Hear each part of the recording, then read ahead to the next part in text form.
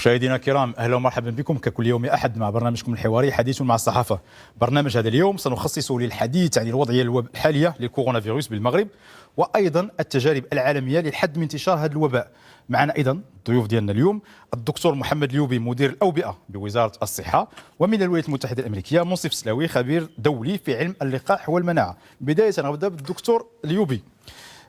واحد تذكير المشاهدين بانه البرنامج تم التسجيل ديالو الان في ظروف المباشر، يعني في حدود الساعه الرابعه، فبالتالي الارقام اللي عندنا الى حد الان فهي الارقام ديال 1617 اصابه مؤكده، 153 متعافي و113 حاله وفاه. كنتمناو الصبر العائلات ديالهم، وايضا الله يرحم هاد الناس هادو اللي ماتوا. بدايه بغيت نطلب من السي اليوبي واحد التعليق على الوضعيه الحاليه للكورونا فيروس المغرب. كيفاش كتبان لك؟ مطمئنه، مقلقه؟ كيفاش كتشوفوا الوضعيه الحاليه الان ديال الكورونا فيروس بالمغرب؟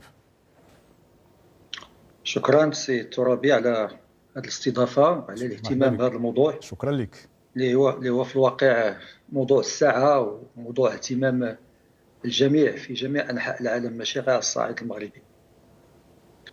فكتعليق اولي على الحاله الوبائيه، لأن ترددتي شويه باش تقول الحاله الوبائيه، فهي حاله وبائيه لانه هذا وباء عالمي، هذه جائحه لان وباء كيهم جميع ارجاء العالم. وفي المغرب بطبيعه الحال حنا عندنا الوباء، لانه وصلنا لاكثر من 1600 حاله مؤكده، وراه ما كنلقاو حاله مؤكده حتى تنتحراو بشان واحد اضعاف ديال هذا العدد باش كنحيدوا هذوك الحالات اللي المختبر كيقول لنا بلي راه ما كانوش حالات لانه ما عندهمش الفيروس، وكيبقاو لنا بطبيعه الحال هذه الحالات المؤكده. فالوضعيه الوبائيه يمكن لي نقول لك بانه اولا ما، وهذا هو المهم، هو اننا ما فاجئناش بالنسبه للمخطط اللي وضعناه. بمجرد ما تم الاعلان على انه كاين فيروس جديد في ديك المنطقه ديال ديك الاقليم ديال هوباي في الصين، فبدينا كنستعدوا وعرفنا باللي فيروس اللي عنده هذه الخاصيه وكينتشر بهذه الطريقه هذه، خاصه لما ما بقيناش كنتكلموا على فيروس حيواني المنشأ كينتقل عبر الحيوانات، ولينا كنتكلموا على فيروس اللي كينتقل من انسان لانسان. عرفنا بانه غادي نوصلوا لهذه الحاله هذه، ودرنا بانه غادي تطور الحاله الوبائيه في 3 ديال المراحل. المرحله الاولى غنكونوا بطبيعه الحال بحكم البعد اننا ما غيكونوش عندنا حالات، وغيبداو يبانوا عندنا حالات وافده، غادي يجيو اشخاص مرض او في فتره الحضانه. ومن بعد داكشي غندوزوا لواحد المرحله اللي غادي يبدا يكونوا عندنا اشخاص كيتعاداو من عند هذوك الناس اللي كانوا عندهم حالات وافده، وهذوك الاشخاص بدورهم غيبداو يعاديو اشخاص اخرين في المحيط ديالهم. والمرحله الثالثه وهي اللي كنتفاداوها هي انه غيكون انتشار على نطاق واسع ديال هذا الفيروس. فالحاله الوبائيه هي كيف ما توقعناها، ولكن بحكم التدابير الاحترازيه اللي خدات البلاد ديالنا، وبحكم تدابير اخرى، لانه في الاول ما كانوش عندنا علم باننا، او ما كانوش معطيات علميه اللي كتجعلنا نتخذوا بعض الاجراءات سواء الصحيه او غير الصحيه. فهادو معطيات اللي دخلوا وجعلونا خديناهم بسرعه في المغرب، خدينا هذه الاجراءات بسرعه، ويمكن جعلوا بلادنا انه تربح واحد 3 الاسابيع بالنسبه لدول اخرين. هذا اللي كيجعلنا اننا يمكن لي نقول باننا تحكمنا الى حد ما في هذا الوباء، وجعلنا انه ما يكونش اكثر حده واكثر خطوره من داك الشيء اللي كان يمكن له يكون لو كان ما اتخذنا حتى شي اجراء. يعني بانه الان حاليا حنا في المرحله الثانيه، ياك هذا الشيء اللي فهمت؟ حنا في المرحله الثانيه، حنا في عز في الاوج ديال المرحله الثانيه. يعني منذ 20 مارس، يعني منذ تقريبا الان 3 أسابيع بدات القضيه ديال الحجر الصحي، وبان الناس يبقاو في منازل ديالهم، وبانهم ما ينتقلوش للخارج، وبانه حتى دوك لي ديبلاسمون ديالهم، يعني التنقلات ديالهم يتم الحد منها. واش هذا القرار هذا الى حد الان، يعني من بعد 3 أسابيع، واش هذا القرار هذا ديال الحجر الصحي وبان الناس تحد من التنقلات ديالها كان عنده اثر ام لا؟ كيفاش كتشوفوا الان بعد 3 أسابيع الفعاليه ديال هذا القرار هذا؟ من السابق لأوانه اننا نعطيو استنتاج بشكل قطعي لهذا الاجراء، ولكن بطبيعه الحال حنا كنعتمدوا على على دي موديل ماتيماتيك، على برامج معلوماتيه اللي كندخلوا المعطيات وكنشوفوا كيفاش الصيروره ديالهم الحاليه، كيفاش الصيروره ديال الحالات الجديده الحاليه، وكيفاش كانت يمكن تكون الصيروره لو كان ما تاخذوش هذه الاجراءات. المؤشرات الاولى كتعطينا باللي لو كان ما تاخذوش هذه الاجراءات وخاصه اجراءات العزل، كان يمكن عدد الحالات المسجله يوميا تكون اكثر. وملي كنقولوا عدد الحالات المسجله يوميا اكثر، يعني حتى العدد ديال الحالات اللي خطيره وحرجه وخصها تمشي للانعاش وحالات الوفيات غتكون اكثر. فهذه مؤشرات اوليه باقي خاصها شويه د الوقت، عاد يمكن لينا نكونوا قطعيين في هذا الاستنتاج. ولكن اللي دابا كيبان من هذه المعطيات الاوليه اننا بحال الى هذاك لو غرافيك، هذاك الرسم البياني الاستبياني ديال عدد الحالات كل يوم، بحال الا كان غادي يكون عنده واحد القمه عاليه وحنا جعلناه ان ضغطنا عليه باش ما يرتفعوش العدد هادو ديال هذوك الحالات لواحد العدد كبير. كاين ايضا واحد النقطه مهمه هذه الايامات تبدا الحديث عنها، وهي القضيه ديال تواجد واحد البؤر عائليه. شنو كتعنيو بقضيه البؤر العائليه؟ بؤر عائليه، البؤر بصفه عامه هي اللي كنا وصفنا بها، ولا الخاصيه اللي عطيناها للمرحله الثانيه، وهي ديال انه غيكون شخص وغيبدا يعادي اشخاص اخرين في المحيط ديالو، ماشي ولا بدا في العائله. وهنا غادي نرجع لك للقضيه ديال الحجر الصحي. فكان يمكن بانه لو كان ما كانش الحجر الصحي انه الشخص يعادي اشخاص في العمل، يعادي اشخاص اخرين اللي كيلتقي بهم يوميا في المقهى او في مكان اخر او في المسجد. ولكن هذه البؤر حاليا، هذه البؤر بانوا بالخصوص عند العائلات، نظرا لانه الاشخاص بقوا في المنازل ديالهم، فكان هذا الانتشار ديال الحالات على نطاق ضيق. فكان يمكن هذيك الحاله اللي كانت في المنزل باقي ما بانتش عليها الاعراض، كان يمكن انه تعادي في نفس الوقت الاشخاص اللي كيتواجدوا معاه في نفس المحيط العائلي في نفس المنزل، ويعادي الاشخاص اللي كيلتقي بهم في العمل وكيلتقي بهم في المقهى وكيلتقي بهم في المسجد وكيلتقي بهم في الحافله الى اخره. فهذا اللي جعلني نقول لك بانه الاجراءات اللي خدينا راها غالبا، احنا عاد غنعطيو المدى ديالها بدقه، غالبا راها اعطات الحمد لله نتائج اللي جعلتنا نحدوا بزاف من هذا الانتشار. كنزيد نعطيك واحد المثال. طبعا دائما في اطار السؤال ديالك الاول وعنده علاقه بالسؤال الثاني، واننا الا بغينا ما نشوفوش غير عدد الحالات، غير لا فالور ابسولو، غير لو شيفر، وبغينا نعطيو، خصنا ديما نعطيو عدد الحالات ونقسموه على عدد السكان باش كتعطيك النسبه. في علم الوبائيات والصحه العامه كنستعملوا المصطلح ديال لو تو داتاك، يعني نسبه الحدوث ديال الحالات يوميا.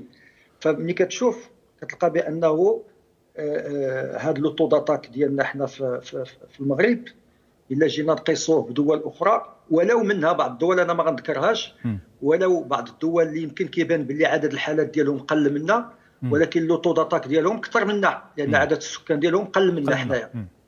فهذا ما كيعني باننا، وهذا هو المقياس اللي يمكن لك تقيس ولا تقارن به الحده ديال واحد المرض معين من منطقه لمنطقه. هو عدد الحالات الجديده كل يوم مقسومه على العدد السكان، كتعطيك واحد النسبه مئويه، وكتقارن هذاك النسبه المئويه باش يمكن لك تقارن جوج حوايج اللي يمكن لهم يتقارنوا. واخا كاين واحد النقطه اللي هي مهمه وكنظن بانه الجميع كينتظر الجواب ديالك عليها، وهي القضيه ديال الاختبارات ديال لي تيست. يعني بانه واحد السؤال اللي يطرح بشكل دائم هو كيقول لك بانه الان حاليا ما كنديروش لي تيست، يعني دوك الاختبارات بشكل كبير او التعميم ديالها بشكل كبير باش نعرفوا شكون اللي مريض، شكون اللي مصاب، شكون اللي ماشي مصاب، وبانه تكون عندنا واحد النظره شامله الانتشار ديال هذا الوباء. السؤال علاش الان حاليا العدد ديال لي تيست اللي كنديروه ماشي عدد كبير مقارنه بدول اخرى؟ نعم، كنديروا عدد الحالات، كنديروا عدد ديال التحاليل المخبريه اللي كتوازي الهدف ديالنا في كل مرحله، ولا في كل مرحله من شوط لشوط كنحدوا اهداف وكنحدوا معايير. كيفاش؟ فكنأكد بانه التحليلات المخبريه اللي كنقوموا بها كنقوموا بها من اجل الاكتشاف المبكر للحالات، ماشي من اجل الكشف. الكشف en français il faut comprendre dépistage، والاكتشاف المبكر سي لا ديتيكسيون بريكوس.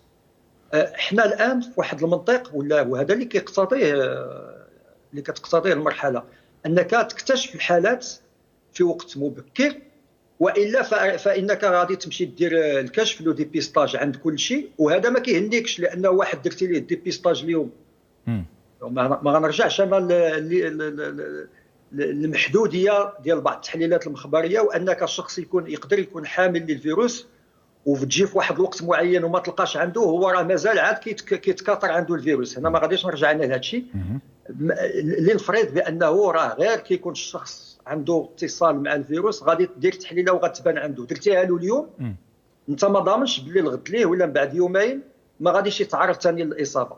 داكشي فاش حنا غادي في منطق ديال الاكتشاف المبكر، ماشي ديال لو ديبيستاج. وهاد الاشخاص اللي كنستهدفوهم بالاكتشاف المبكر كنديروا لهم تعريف مع حد الوباء غادي وكيتقدم، وحنا كنديروا لهم تعريف وكنوسعوا القاعده ديال هذا التعريف باش تشمل اشخاص اكثر فاكثر، حتى اصبحنا الان كنشملوا بهذا الكشف المبكر حتى المخالطين ديال الحالات اللي كنكتشفوها.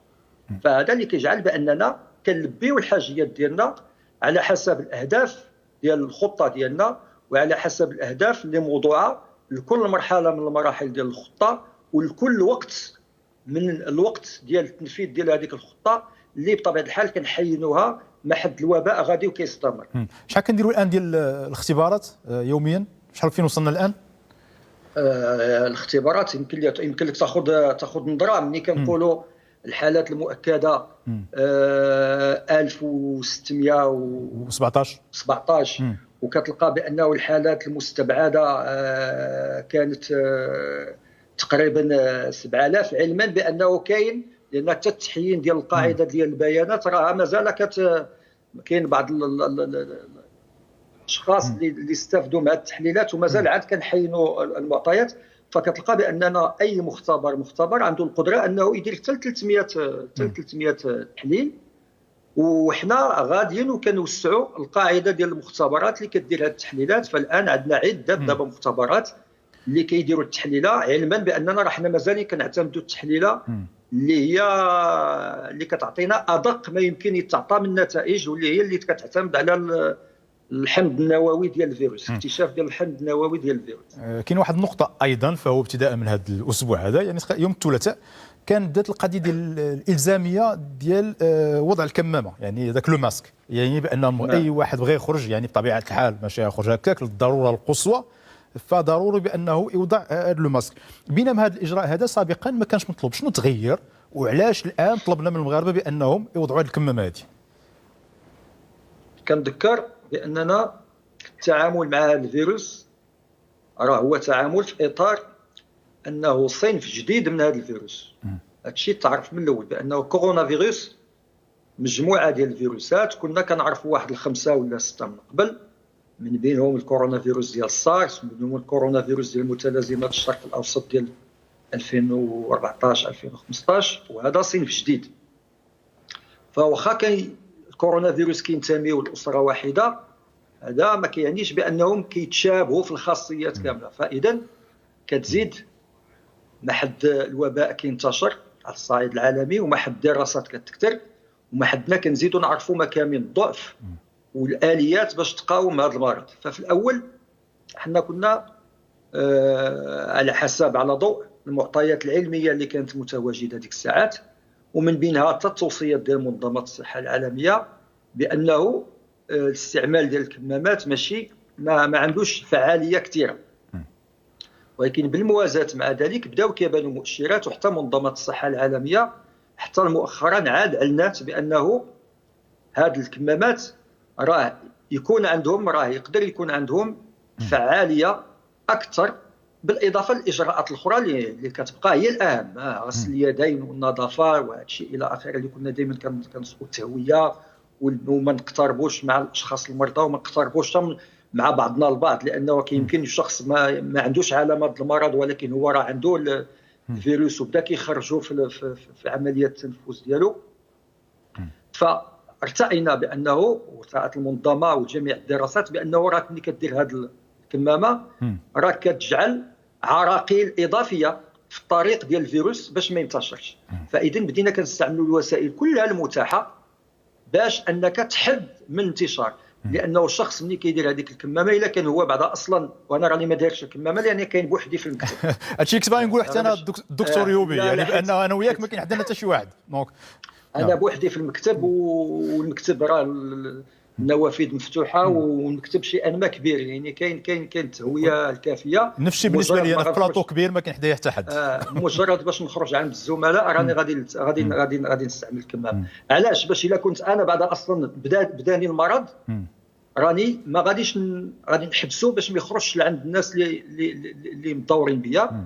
وهذاك عاوتاني الا كان شي واحد مريض من هاد الناس اللي غنتلاقى بهم، الكمامه كتحميني حتى انا باش ما يدخل. اذا كنديروا عراقيل اضافيه، ملي كنغسل يدي كنزيد ندير عراقيل اضافيه لهذا الفيروس باش الا قصت شي ستيلو الاوراق انا كنستعملهم، ملفات كيدخلوا للمكتب، التقضيه مشيت باش نستعملوا داكشي اللي كيديروا الناس كاملين، مشى تقضى داكشي اللي عطى خداه من عند البقال، خداه من عند الخضار الى اخره.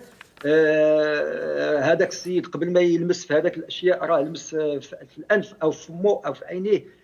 فكنعملوا ديال انه انا مريض الى ان يثبت العكس فنحمي باش ما يخرجش الفيروس على برا، وانا صحيح سليم الى ان يثبت العكس والاخرون كلهم مرض، فندير الكمامه باش نزيد نجعل حواجز، داكشي باش كيتسمى بالفرنسيه دي ميزور باريير، نجعل حواجز في الطريق ديال الفيروس باش ما يزيدش ينتشر. كاين واحد النقطه ايضا مهمه اللي كاين عليها تساؤل في الراي العام، هو القضيه ديال عدد الوفيات. يعني بانه كاين اللي كيقول بانه عدد الوفيات في المغرب يبقى مرتفعا، يعني واحد النسبه ديال 7% مقارنه بالدول الاخرى اللي نسبه الوفيات فيها 2% 3%. كيفاش كتفسر ارتفاع عدد الوفيات الان حاليا الذي كيقرب تقريبا 7% من الناس المصابين؟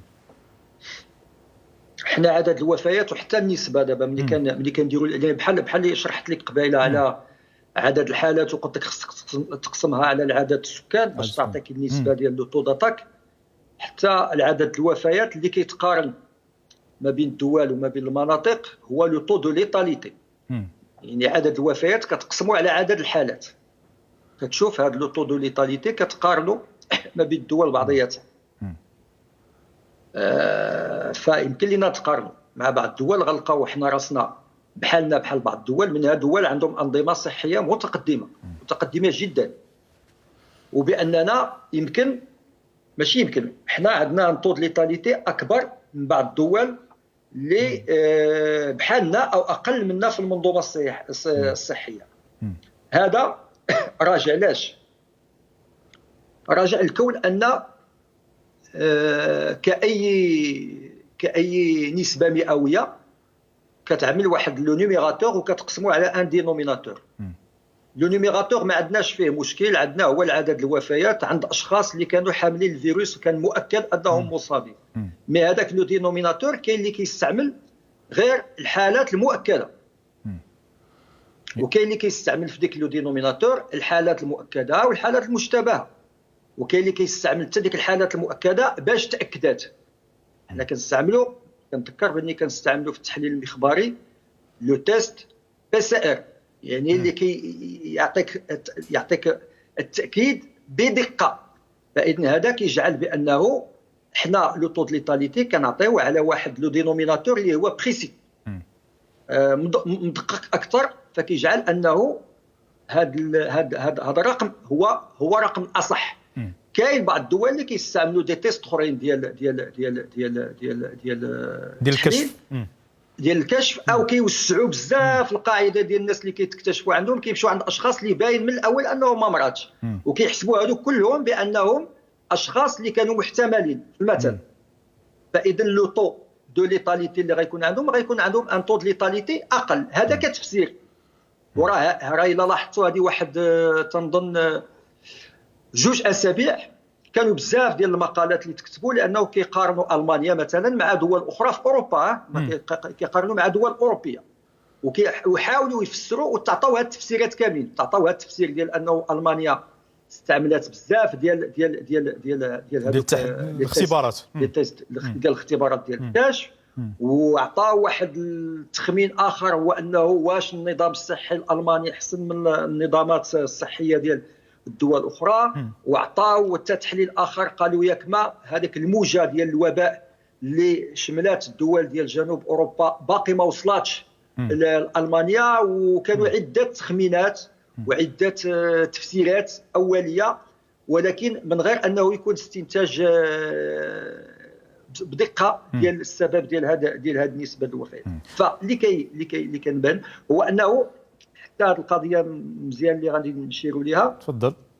ملي كنقولوا بانه الاشخاص اللي معرضين اكثر للوفاه هما الاشخاص المسنين او الاشخاص اللي دخلوا من الاول في حاله صحيه حرجه او متقدمه، هذا ما كيعنيش انهم كلهم الناس اللي جاوا في هذه الحاله متقدمه راه غادي يمشيو المآل ديالهم للوفاه، او كلهم الاشخاص المسنين راه غادي المرض غيؤدي بهم للوفاه.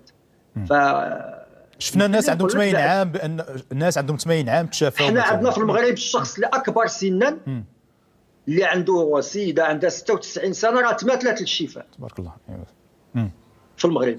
وعندنا اشخاص قضاو 15 يوم هما في الانعاش بالتنفس الاصطناعي وخرجوا من هذاك الحاله وتشافوا وراهم غادروا المستشفى. على هذه القضيه ديال كتبقى عده عوامل كتضافر مع بعضياتها، وكتكون هنا انتراكسيون دو فاكتور اللي كتؤدي للحاله اللي كاينه في واحد المنطقه معينه ومختلفه شيئا ما على الحاله اللي كاينه في منطقه اخرى على الصعيد العالمي. كاين واحد النقاش ايضا ماشي فقط في المغرب ولكن في مجموعه ديال الدول، هو القضيه ديال الاستعمال ديال الكلوروكين اللي هو واحد الدواء كان موجود مسبقا واللي كان كيداوي مجموعه من الاشياء مثلا بحال البالوديزم، ودابا كاين دول كتعتبر بانه كوسيله لعلاج المصابين بالكورونا فيروس. المغرب اختار هذا الاستعمال ديالو رغم انه حاليا كاين بعض التجارب اللي كتقول بانه عنده واحد المضاعفات ربما تكون خطيره عند الناس اللي عندهم القلب، ودول ايضا مثلا بحال السويد وقفات الاستعمال ديالو. واش ممكن بانك تجاوبنا على النقطه هذه ديال استعمال الكلوروكين في المغرب؟ هو خصنا نعرفوا باللي اي دواء حتى دوك الادويه اللي كنستعملوهم يوميا باستمرار وكيمكن للشخص يكون عنده بلا ما تكون له وصفه طبيه ولا اي شيء، اي دواء عنده مضاعفات. باش نكونوا منطقيين، لانه مضاعفات اما ديالو هو النيت ديال هذاك الدواء او مضاعفات اذا كان الشخص كياخذ دواء اخر كتزيد تعقد الامور، لان التفاعل ديال الادويه بجوج ما كتكونش محموده العواقب وكيخصها تخاض بعين الاعتبار. الطبيب هو اللي كيعرف شنو هما التفاعلات اللي يقدروا يكونوا في ديال الادويه. فالكلوروكين دواء تستعمل على نطاق واسع جدا، خصوصا في المناطق اللي كان فيها البالوديزم ومن بينها المغرب، لان المغرب راه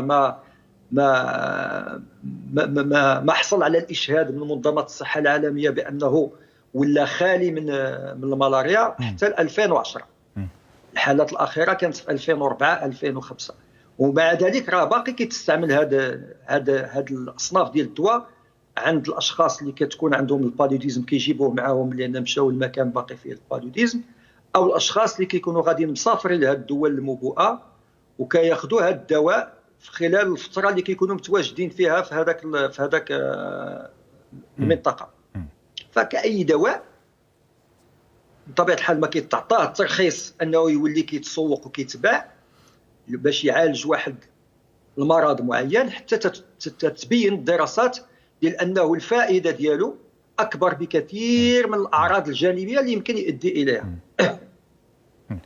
فهذا الكلوروكين بطبيعه الحال هذا قرار خداه المغرب بناء على دراسات وعلى استنتاج ديال لجنه علميه اخذته الوزاره، بانه كاينه لجنه علميه اللي كتجمع باستمرار وكان يطرحوا عليها اسئله، والخبراء ديالنا اللي هما خبراء مشهود لهم بالكفاءه على الصعيد العالمي على ضوء هذه الدراسات وعلى ضوء التجارب ديالهم وعلى ضوء وهاد الخبراء راهم في اختصاصات متعدده، علم الفيروسات، علم الامراض التعفنيه، الامراض ديال الجهاز التنفسي، الانعاش والتخدير، علم الوبائيات الى اخره، الناس الاخصائيين في المختبر.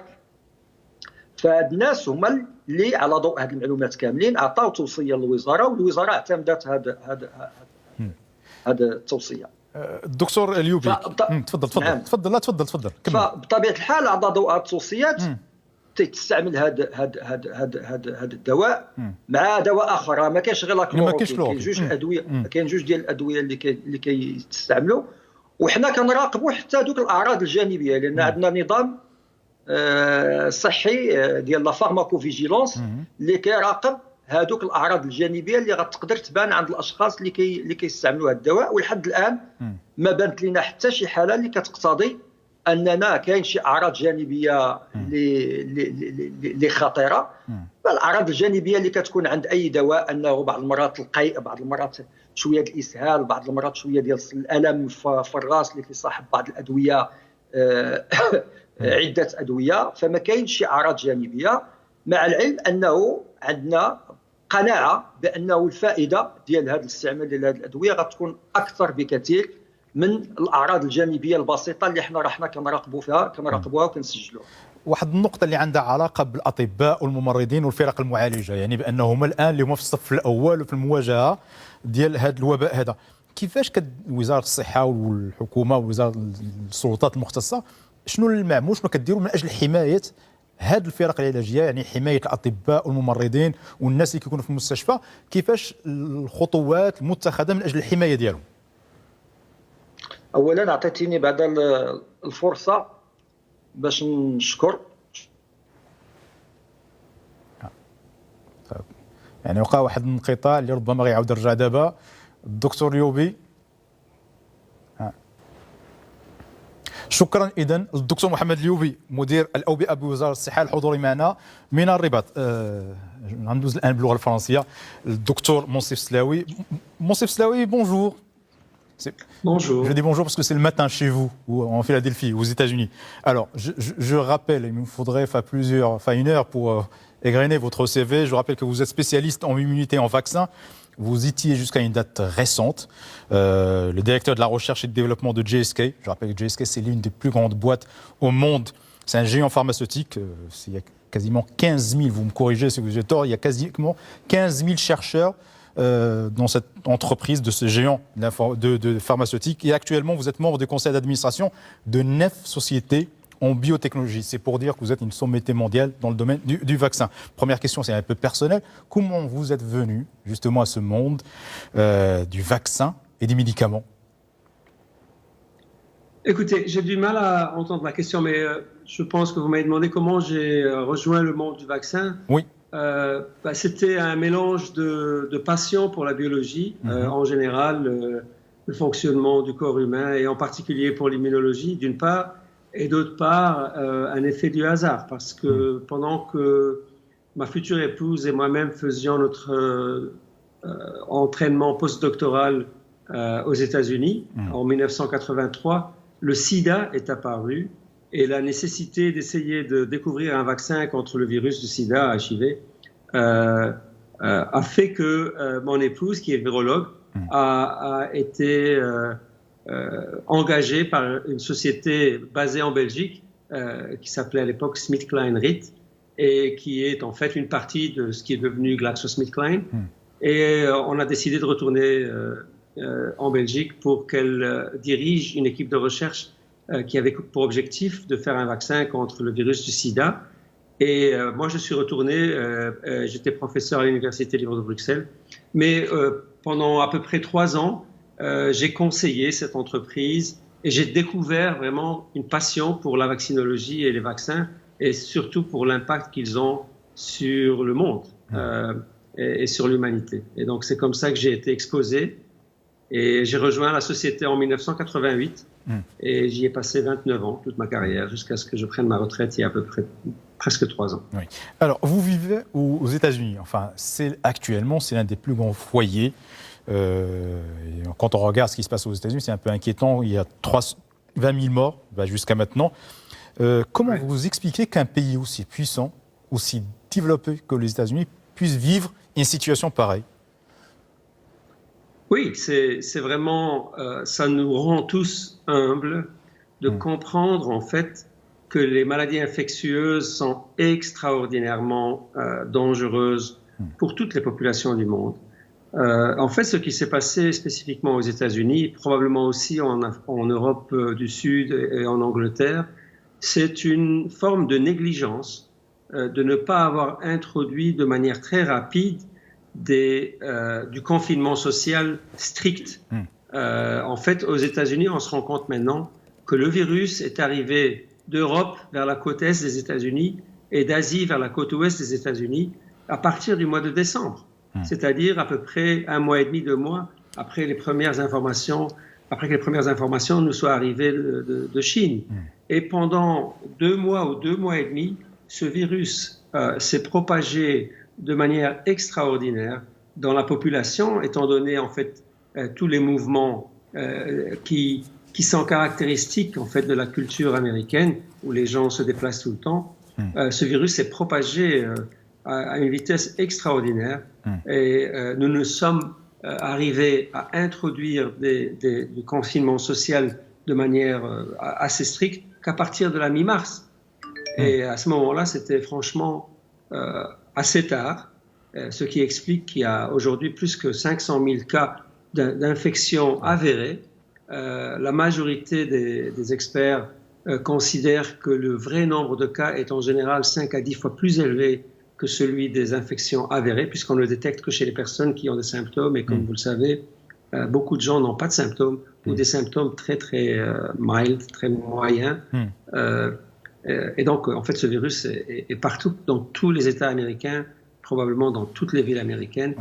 Et, alors, comment vous expliquez la particularité de ce virus? En quoi il est particulier par rapport aux autres virus? Et comment vous expliquez cette pandémie qui est assez étonnante et qui est assez inédite? Comment vous expliquez cette situation et la particularité du coronavirus par rapport aux autres virus qui sont déjà existants et qui sont de la même famille? Le fait qu'il y ait une pandémie, premièrement, est sûrement lié en partie à la globalisation dans le monde, au mouvement extrêmement intense de personnes entre tous les points du pays. Et en fait, en quelques mois, le virus est maintenant dans au moins 151 pays dans le monde, c'est-à-dire partout dans le monde. Deuxièmement, ce sont des caractéristiques spécifiques du virus qui font que son infectivité, son taux de transmission d'une personne infectée à une personne qui n'est pas encore infectée est plus élevé que celui d'autres virus de la même famille, d'autres coronavirus de la même grande famille. Comme vous savez, il y a eu un virus qui s'appelait SARS au début des années 2000 qui s'est déclaré en Asie du Sud-Est et qui s'est rapidement éteint parce qu'il y a eu des mesures de confinement, mais aussi parce que l'infectivité de ce virus était moindre. Et la même chose par rapport au virus MERS au Moyen-Orient. Donc des caractéristiques du virus qui sont impossibles à prédire.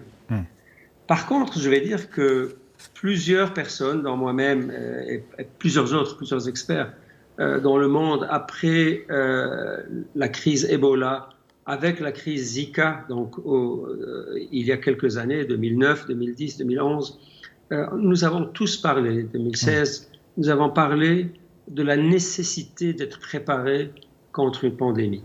Parce que c'est pas est-ce qu'une pandémie va arriver, c'est plutôt quand va-t-elle arriver et quel genre de virus va être responsable de la pandémie. Malheureusement, c'est arrivé en fait beaucoup plus vite que beaucoup plus de personnes croyaient. Alors, il y a la question que tout le monde se pose en ce moment, c'est la question, est-ce qu'il y a une possibilité de trouver des médicaments et une thérapie, et notamment un vaccin à ce coronavirus et à cette épidémie? Est-ce qu'il y a des possibilités maintenant? Comment vous voyez cette possibilité-là? Est-ce que c'est bientôt, c'est proche? Et combien ça pourrait prendre de temps? Oui.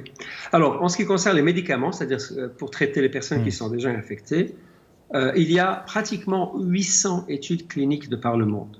Extraordinaire. Un taux d'activité vraiment extraordinaire. Et je dirais qu'il y a plusieurs familles d'approches de médicaments, médicamenteuses.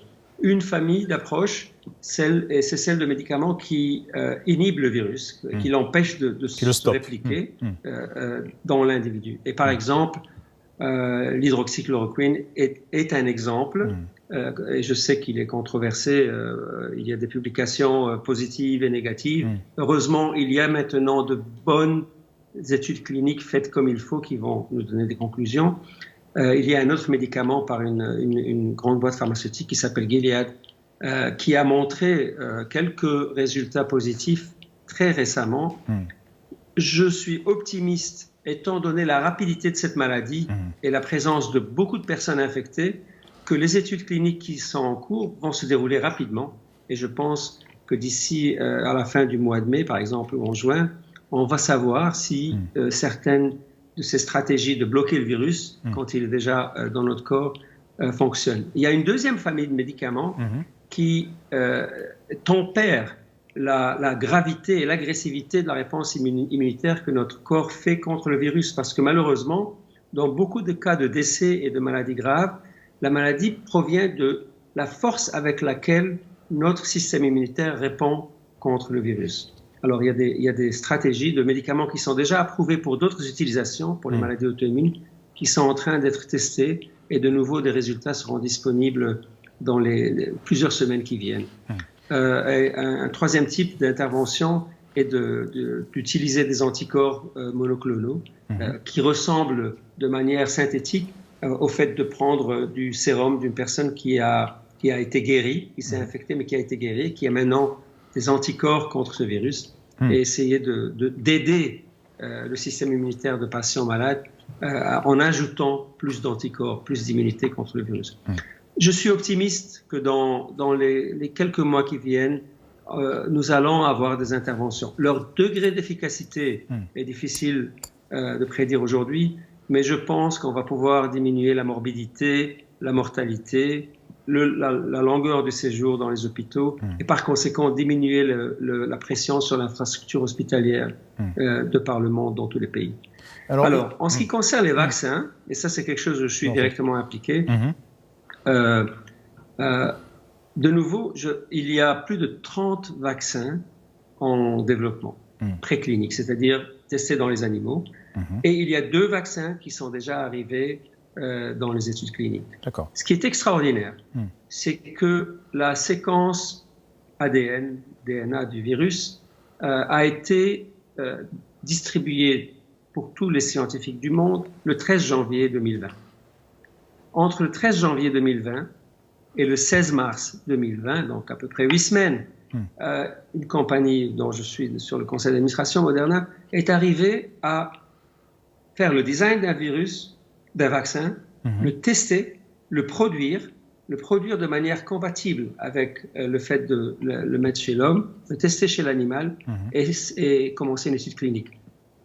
Ce processus, en moyenne, prend combien de temps? 3 ans, 5 ans, 7 ans. Ça a pris 7-8 semaines pour commencer les études cliniques. Alors, une fois qu'on est en études cliniques, il faut suivre 2 ou 3 étapes de développement. Étant donné l'urgence, il est possible qu'on fasse cela en 2 étapes. Je pense que d'ici à la fin de l'année, on va savoir si ce vaccin, ainsi que d'autres, est safe, donc son innocuité est adéquate pour l'utiliser chez les gens sains. Et deuxièmement, si on a des évidences sur son efficacité. Alors, on sait déjà que ce vaccin et quelques autres sont capables de produire une réponse immune qui bloque le virus dans un tube. On commence à savoir que ce vaccin, en particulier, et peut-être un deuxième, est capable de protéger des souris contre l'infection par ce virus. Et ça va nous prendre probablement les prochains 6 à 10 mois pour savoir s'il protège les êtres humains. Je suis très optimiste qu'on aura plusieurs vaccins contre ce virus. Le problème, c'est pas d'avoir le vaccin. Le problème, en fait, c'est de produire assez de vaccins, une fois qu'on l'a, pour protéger 8 milliards de personnes. Parce qu'il faudrait, il faudrait une quantité avec des milliards de vaccins pour pouvoir vacciner tout le monde. Alors, la question que je voudrais vous poser... Oui, allez-y, je vous en prie, parce que j'ai une question justement sur ça à vous poser. Allez-y, je vous en prie, pardon. Donc, en fait, une des choses que plusieurs experts, dont moi-même, il y a quelques années, discutions avec les autorités, c'est de dire il faut qu'on construise des usines capables de produire des vaccins en très large quantité, alors que nous n'en avons pas besoin au moment où on les construit. Parce qu'un jour viendra, et malheureusement on y est aujourd'hui, où on aura besoin de cette capacité. Et juste pour vous donner une idée, normalement, de l'étape de design au fait d'avoir une usine validée par les autorités régulatoires pour pouvoir faire du vaccin et le produire de manière à le vendre, donc en grande quantité, en général, on compte 4 à 5 ans. D'accord. On va devoir être hyper créatif pour qu'une fois qu'on a le vaccin, on puisse en produire beaucoup. Et je pense qu'une partie de la créativité va être de dire, OK, on va utiliser ce vaccin chez les personnes à plus haut risque. On va utiliser ce vaccin chez les personnes qui sont dans la santé, donc les médecins, les infirmiers, etc., en première ligne. Et puis, petit à petit, on va augmenter la capacité de production. Et j'espère que parmi les 30 vaccins en développement, la majorité vont réussir. Et donc, tous ensemble, on va pouvoir, dans les années qui viennent, couvrir la population entière. Parce que c'est la question que je voulais poser, enfin, vous avez répondu d'une manière indirectement sur ça, c'est qu'il y aura besoin, dans le monde entier, donc il y aura tous les pays, et notamment les pays riches et développés, vont vouloir acheter ces vaccins. Alors va se poser la question des pays qui n'ont pas des moyens, comme ces pays riches. Par exemple, si on prend le Maroc, par exemple, quelles seront les chances d'un pays comme le Maroc pour avoir ce vaccin bientôt? Enfin, bien sûr, quand ce vaccin sera distribué et mis en vente. Nous allons avoir des questions éthiques énormes. Et par exemple, la compagnie dont je suis sur le conseil d'administration, elle travaille déjà de comment décider. Supposons qu'on ait 1 million de doses de vaccin ou 10 millions de doses de vaccin. Comment décider que ce vaccin va être utilisé dans telle population, dans tel pays, dans telle géographie? Notre préférence, c'est que ce genre de décision soit prise par des autorités scientifiques supérieures, complètement apolitiques, dont l'objectif est d'optimiser la manière par laquelle on prend contrôle de cette pandémie. Ça veut dire que, si c'était moi, les points chauds où l'infection est encore très forte, la progression de l'infection est encore très forte, devraient par exemple avoir la priorité. Certainement, les healthcare workers, donc toutes les personnes impliquées dans le système de santé, parce que ce sont eux qui sont en première ligne. Et si eux sont malades, le reste n'ira pas. Et donc qu'on y aille avec des approches qui sont géographiquement ciblées et risques et importance de la population ciblée.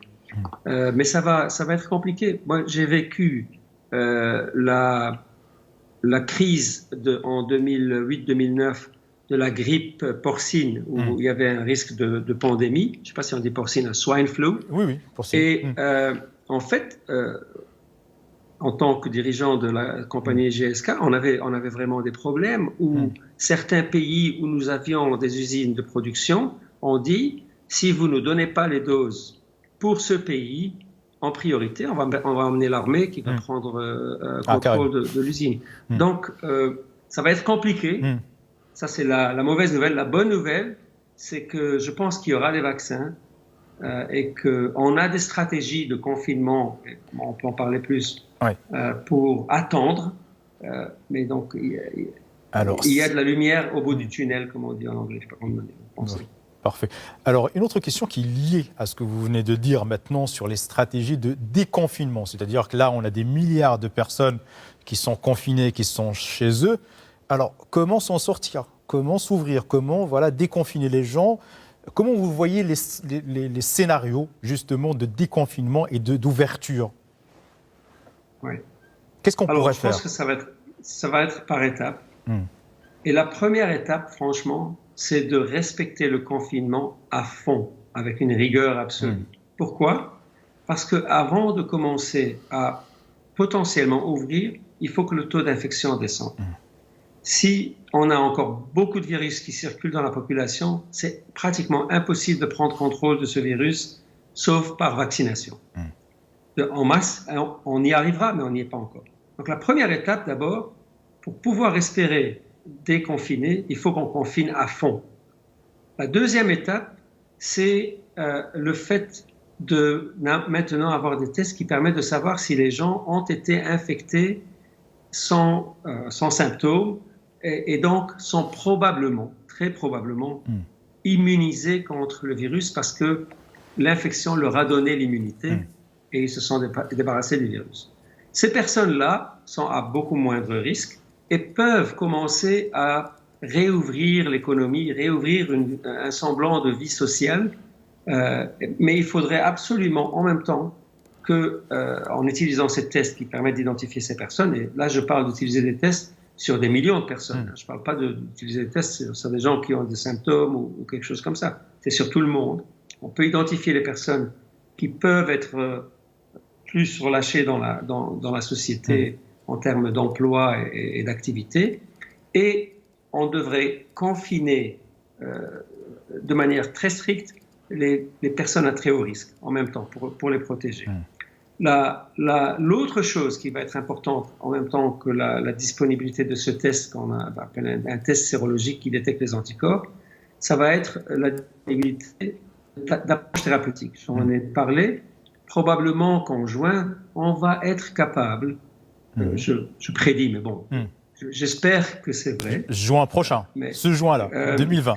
Dans 2 mois, quelque chose comme ça, on aura des résultats robustes et solides qui ne sont pas liés à une opinion que tel médicament marche ou tel médicament ne marche pas, mais plutôt des résultats scientifiquement solides qui vont permettre d'intervenir sur les patients, de diminuer la mortalité, diminuer la morbidité. Donc, ça veut dire diminuer le risque pour les personnes et diminuer la charge sur le système hospitalier.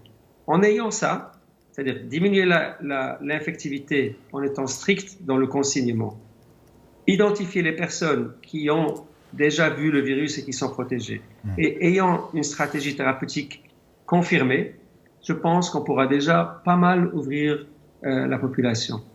L'étape suivante va être une étape qui sera liée à la disponibilité d'un vaccin et qui va mettre, je suppose, des années à arriver à protéger tout le monde. Mais comme on a discuté, on va pouvoir, en ciblant l'utilisation du vaccin, minimiser le risque. Et bon, on doit savoir, par exemple, aux États-Unis, c'est vrai que c'est terrible, il y a 20 000 personnes qui sont décédées en 6 semaines.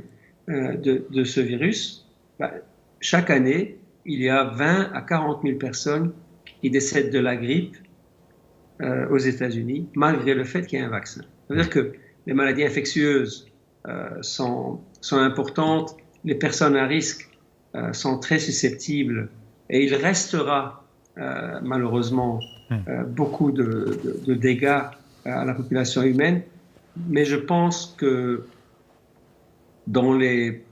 probablement d'ici à 2021, notre réalité ne sera pas, je pense, totalement normale, mais sera énormément améliorée en suivant les étapes que j'ai décrites. Et il y a une question aussi, peut-être que vous pourrez répondre, à laquelle vous pourrez répondre, c'est est-ce qu'une personne pourrait être immunisée après une contamination par les virus? Parce qu'il y a beaucoup de débats autour de cette question. Bon, la majorité des infections virales, si on recover, donc on survit et on est de nouveau sain, aboutissent au fait que l'infection elle-même nous immunise contre une infection future. Sauf si le virus varie et change tout le temps, de manière à échapper à cette immunité. C'est le cas du virus de la grippe. C'est pour ça qu'on doit se faire vacciner chaque année. Contre le nouveau virus de la grippe. Ce virus Covid-19, jusqu'à présent, malgré un taux de multiplication extraordinaire, puisqu'il est probablement je pourrais dire entre 15 et 100 millions de personnes dans le monde ont expérimenté ce virus déjà. Donc il s'est répandu de manière extraordinaire, il s'est reproduit de manière extraordinaire. Sa variabilité jusqu'à présent ne suggère pas qu'il est capable d'échapper à la réponse immune qu'il aurait créée chez les personnes qui se sont fait infecter. Donc, je pense je serais très étonné que les personnes qui sont infectées et qui ont récupéré ne soient pas protégées. Je pense qu'ils sont protégés. Maintenant, elles seront protégées contre la maladie. Et je vois aussi qu'il y a plein de débats qu'on a détectés par PCR du virus ou pas. La majorité des vaccins ne protègent pas contre une petite infection. On se fait une petite infection, on ne se rend même pas compte, et puis notre système immunitaire se débarrasse du virus très vite, sans qu'on soit malade. Et donc, s'il se fait qu'on vienne et qu'on détecte est-ce qu'il y a du virus, il se peut qu'une personne immune et du virus, mais elle ne sera pas malade. Alors, d'un point de vue de la transmission dans cette pandémie, ça pourrait être un problème. Parce qu'il faudra comprendre, est-ce que la charge virale que les personnes qui sont immunes ont est importante et capable de transmettre beaucoup, ou bien est-ce qu'elle est très basse. Et on va apprendre petit à petit, en fait. On découvre comment ce virus se comporte et comment l'immunité à ce virus se comporte. Alors, il y a une autre question, un autre débat qui est posé et qui pose plusieurs problématiques. C'est l'utilisation des nouvelles technologies, des technologies digitales, justement dans cette sortie de crise. Et on l'a vu. Et même pour le contrôle des personnes qui sont atteintes par le coronavirus, par exemple l'utilisation des applications, l'utilisation de l'intelligence artificielle. On a vu certains pays utiliser ça d'une manière massive, la Corée du Sud, la Chine. Comment vous voyez l'utilisation de ces technologies digitales justement pour endiguer le coronavirus et sa contagion? Je pense qu'elle va être essentielle. Et j'espère que le monde va dépasser les questions de éthique, privacy, donc de vie privée, de vie privée, pour aider à se débarrasser de cette pandémie qui a complètement paralysé le monde. Donc, il y a effectivement des applications qui permettent, grâce à nos téléphones portables, de savoir avec qui on a été en contact. Et ce que ça va demander, c'est deux choses. Que les personnes infectées soient identifiées de manière à ce que dès qu'un autre téléphone vient proche d'eux, pendant quelques minutes, pas juste se croiser, mais disons pendant 2 ou 3 ou 5 minutes, eh bien que la personne qui n'était pas infectée mais qui a été en contact avec ce téléphone soit maintenant identifiée et qu'on isole cette personne jusqu'à ce qu'on teste si elle est infectée, si elle a été infectée ou pas. Je pense que c'est ce qu'il faudrait faire. Maintenant, pour que ça réussisse, il faut que les gens acceptent les problèmes de privacy, mais la deuxième, il faut que tout le monde garde son téléphone avec eux tout le temps, parce que évidemment, la personne qui n'est pas d'accord, et malheureusement, elle peut laisser son téléphone à la maison. Ça va arriver beaucoup. Laisse son téléphone à la maison, et en fait, il suffit que plusieurs personnes fassent cela pour que l'efficacité du système diminue. J'ai appris en fait que Google et Apple ensemble ont mis sur pied une application qui va être utilisée, et je prévois qu'il y aura tout un tas de débats par rapport à la privacy, et j'espère qu'on pourra l'introduire très vite. Mais la Chine l'a introduite, la Corée du Sud l'a introduite, et avec beaucoup de succès. Alors, dernière question, Dr Moncef Slaoui, le monde après coronavirus, comment vous le voyez? En fait, et c'est la beauté, je trouve, de l'être humain. On a un énorme challenge en face de nous, et on peut déjà prévoir, on voit déjà une créativité extraordinaire qui va faire qu'on va changer la manière, dans beaucoup de cas, dans beaucoup de secteurs, on va changer la manière dont on vit et s'adapter à une nouvelle réalité très vite. Par exemple, je pense que le e-commerce, donc le commerce par Internet, va exploser évidemment très très vite. Il y aura des conséquences sur les emplois, des conséquences sur plusieurs entreprises qui n'arrivent pas à se repositionner rapidement.